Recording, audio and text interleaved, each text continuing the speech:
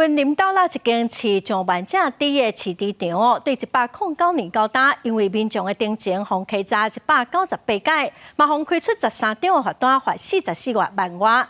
今仔早起，云林县工业区的专案小组嘛，甲环保局做伙去这间市场辅导，望讲业者爱限期改善。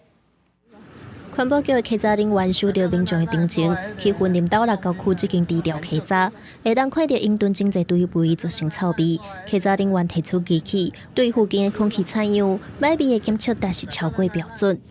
最近3年屡遭澄清这个异味的问题，达到198次。每次超标都是主要针对异味的问题。那最近的查罚金额超过44万多元，那每次都是异味检测的一个超标。 环保局表示，这间低调市场万在地，为2020年到单已经互人定情客闸198摆。环保局嘛照空污法、水污法、废氢法等等，计共各罚13件。所以云林县工业区甲污染管道专的小组会同环保局去辅导低调，要求限期改善。 即嘛有咧做一寡设备的更新哦，咱的污水部分来做沼气发电，下面的污水分流，即嘛拢豆咧在做起来，旧的设备渐渐咧减少，应该今年年底后都会拢拆了。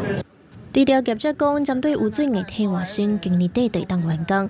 若空气中有臭味的部分，有请专家辅导，该用未必适的用式方法改善空污。不过也阁需要一寡时间才会当改善。环保局强调，会继续关注改善的进度。若是改善期间阁有空污超标，也是会依法告发。